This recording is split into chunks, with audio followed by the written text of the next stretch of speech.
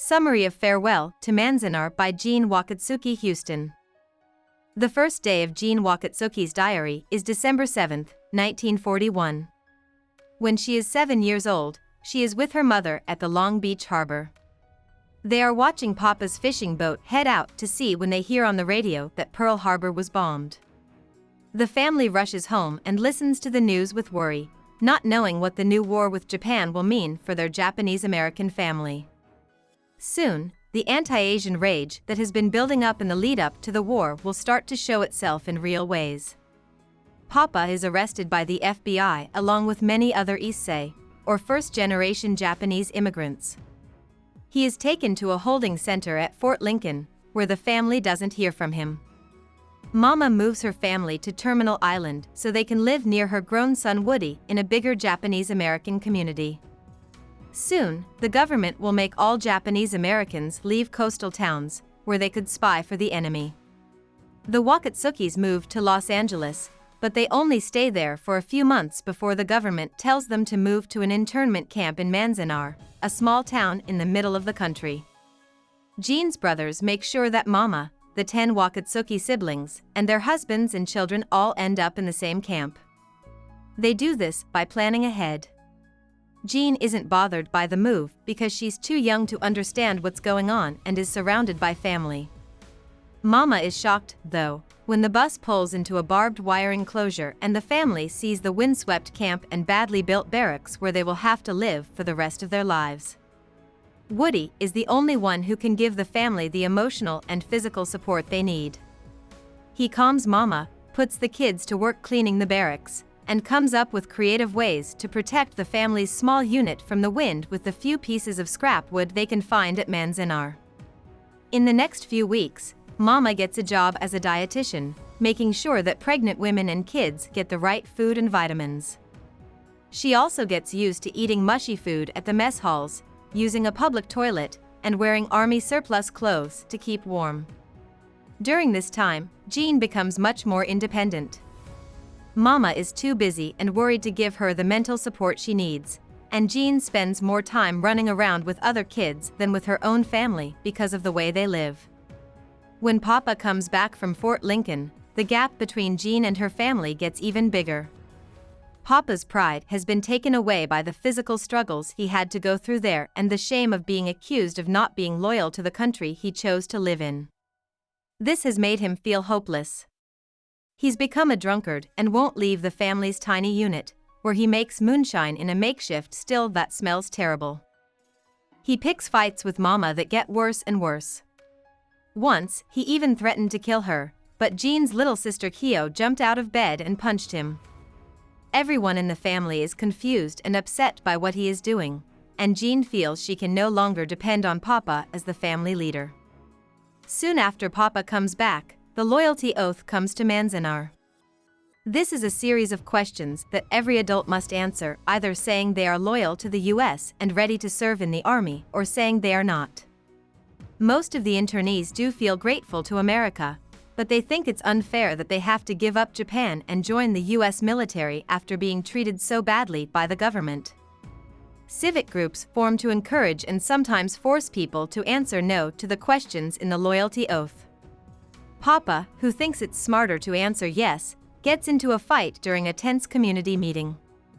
Tensions caused by the loyalty oath and anger over the way people were treated at Manzanar finally come to a head in the December riot, when groups of male internees briefly take over the camp and hunt down members of the Caucasian administration and other internees who they think worked with the administration. In the end, the cops shoot and kill 2 of the rioters, which ends the protest. After the December riot, a new camp head is chosen who promises to make things better for the refugees. The Wakatsukis move into an apartment with a little more space. A formal school with good supplies is set up for kids like Jeanne, and life becomes more normal and acceptable. Internees at Manzanar try to build a community as a way to make the best of a bad situation. Soon, it will have a dentist's office, a football league, veggie gardens, and country and dance bands, just like a small American town. People put rock gardens on their lawns, and men build a big public park. Students in high school make a yearbook and perform a play about a typical American family. Jeanne is continuing to be on her own and learn more about herself during this time. People are giving lessons in skills they learned before they were put in camps. Jeanne tries out traditional Japanese manners and ballet before becoming interested in Catholicism and learning catechism with 2 Japanese nuns. Papa's stubborn refusal is the only thing that keeps her from changing officially. Jeanne goes camping and hiking in the Sierras with a group of young people led by Lois, a young Quaker worker. She is excited to see the outside world, but she has grown so used to Manzanar that she doesn't want to leave its comfortable atmosphere for good. As the war ends, the Supreme Court rules that detention is against the Constitution. Many people in the camp are allowed to leave by the government, and some of Jeanne's older brothers jump at the chance to start over. Older people like Mama and Papa, who have lost their jobs and belongings and are afraid of the growing anti-Japanese prejudice because of the war, find it harder to think about leaving camp. The Wakatsukis don't leave camp until the war is over and Manzanar is supposed to close. Papa gets a broken-down car so that the family doesn't have to take the bus back to Long Beach. He does this to keep what little pride he has left. The Wakatsukis move back to the town where they used to live, but they can't live in their old house. Instead, they have to move into Cabrillo Homes, an abandoned housing project. Mama gets a hard job in a cannery to make money for the family, while Papa goes back to drinking. Jeanne starts middle school the following fall. She hopes this is her chance to have the normal American childhood she's always wanted, but many of her friends are surprised to hear that she speaks English. She is a good student, but because of her race, she can't join the Girl Scouts and many of her friends' parents won't ask her over. Radine, a white girl who also lives in Cabrillo Homes, and Jeanne become friends. She teaches Radine how to twirl a baton, which is something she learned at Manzanar, and the 2 girls join a Boy Scout dance band as majorettes. Jeanne learns that she can get some respect in male-dominated areas by dancing well and having long legs.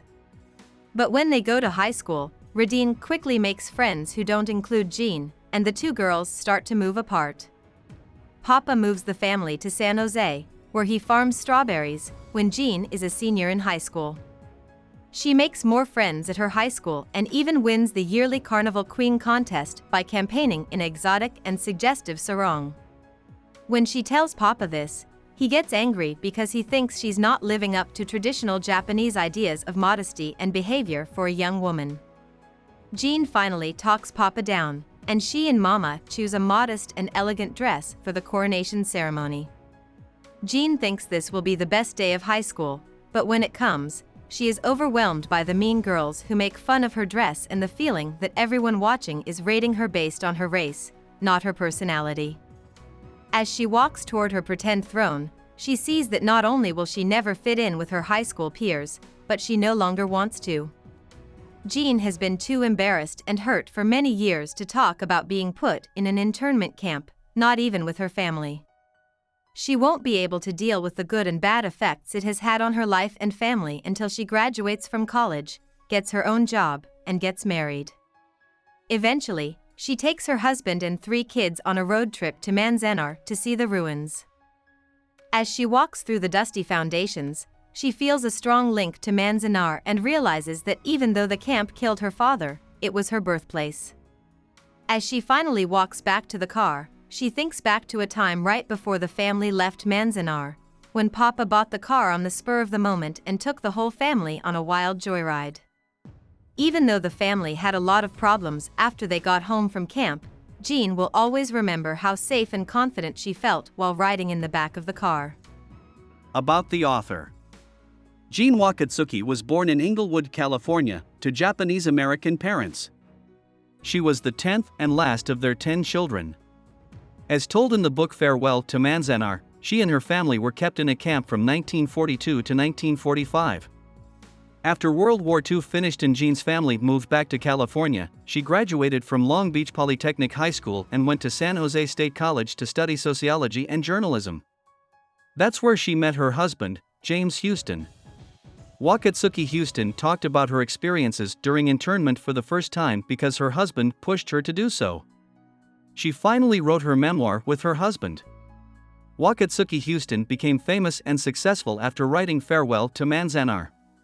Since then, she has written other books, such as Don't Cry, It's Only Thunder, about the Vietnam War, and Beyond Manzanar, a collection of articles. Wakatsuki Houston lives in the California city of Santa Cruz. Hope we summarized it fully and you liked it. Please hit the like button and subscribe to our channel so that we are motivated to create more videos.